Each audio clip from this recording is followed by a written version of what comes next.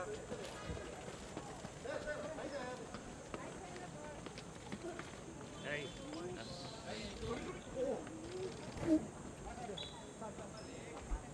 mo na paano kasi hindi pa tapos.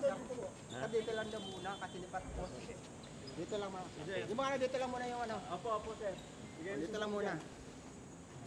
Para tayo. Dito lang muna.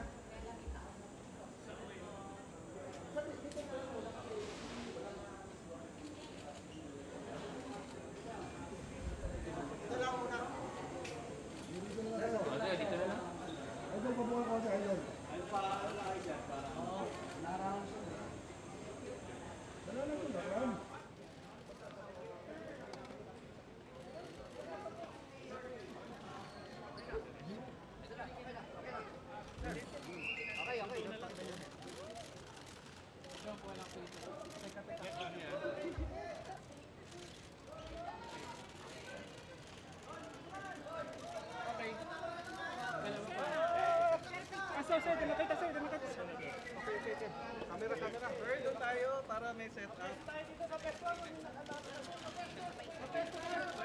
Nag-file po ako ngayong umaga ng plunder case laban kay dating Pangulong Rodrigo Duterte at kay Senator Bongo. Ito ay tungkol sa mga government projects totaling 6.6 billion na inaward nila dun sa tatay at kapatid ni Bongo.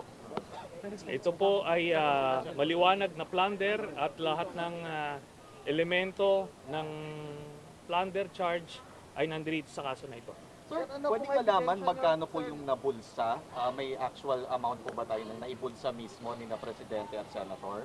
Lahat po yon ay inaward sa pamilya. No? The way the plunder is defined by law, pagka nakinabang ka at ang pamilya mo ng ill-gotten wealth, ano? Kasi ito, ginamit nila yung kanilang posisyon, authority at influence para mabigay at makorner yung mga proyekto. 184 government contracts ang inaward nila sa tatay at kapatid ni Bongo. Na ang total nga ay 6.6 billion pesos. Sir, sorry, hindi ba kailangan i-prove na yung threshold na 15 million ay yun yung dapat na naibulsa? Sobra-sobra ito, no? Ito ay plunder many times over. Kasi ang threshold ng plunder, according sa Ombudsman, is 50 million. At kung 75 million, according naman doon sa website ng Supreme Court, lahat ito ay kumbaga pasok na pasok many times over doon sa kailangan, sir, threshold. Na patunayan na 50 million at least yung naibulsa? Yun na yun. Yung 6.6 bawat cheque na na-receive nila, yun. Diretso saan pa diretso yun? Diretso sa kanila yon, sa pamilya yon. Because brother and father yung contractor. Yes, kasi pagka beneficiary ka at pamilya mo, first degree ito ng consanguinity, no? So maliwanag po 'yan. Wala nang lusot dito. Sir, although nagawa DOJ at hindi sa Ombudsman. Bakit sa DOJ, hindi sa Ombudsman? Nag-file po tayo dito sa DOJ dahil una-una dahil may concurrent jurisdiction. Tapos naniniwala tayo na mas may access yung DOJ sa iba't ibang ahensya to validate yung mga dokumento na i-file namin sa DPWH, DTI at sa COA, no? Tapos marami pa silang pwedeng makuha dito. Nagbabayad ba ng taxes itong mga kumpanya nila Bongo, nung tatay niya at saka nung kapatid niya. Tapos pati yung mga nag-joint venture, mga nagpagamit na mga AAA companies, liable din sila dito, pwede rin sila maisama doon sa plunder. So mas malawak na investigasyon ito. Sir, sabi ni Senator Bongo sa isang text, sabi niya hindi na raw po bago itong accusation ninyo sa kanya. Well, ngayon lang ako nag-file nito. And tama siya kasi 2007 pa nila ito ginagawa, no? 2007 hanggang 2018. Itong accumulated na nakuha namin na dokumento, At nung panahon na presidente si Duterte, nag-increase sila ng pondo sa Davao City at 4.5 billion doon ay napunta nga doon sa tatay at kapatid ni Bongo. So plunder po ito, no? Yung iba gumagamit pa sila ng mga dami, pero ito lantaran, ginamit yung mismo mga kumpanya ng tatay at kapatid ni Bongo. So what are the chances of winning the case? Sorry. What are the chances? mismong president ang naggawad ng kosa? Ang presidente ang nag-allocate ng additional funds sa Davao region at sila ang kumorner doon sa ground. So yun ang very definition ng plunder.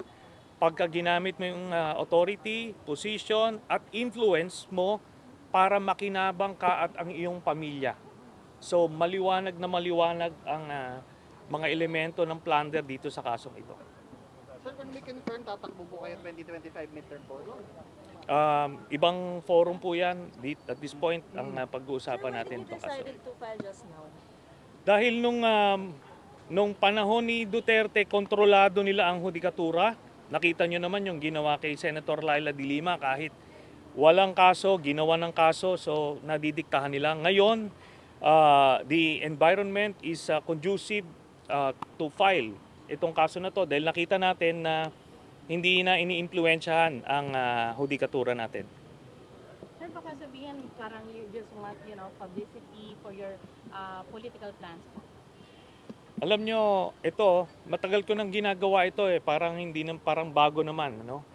Hindi. Itong aming case, you will be furnished a copy. Makikita nyo kung flimsy ito at for publicity purposes. Ito maliwanag na buong-buo yung kaso na ito.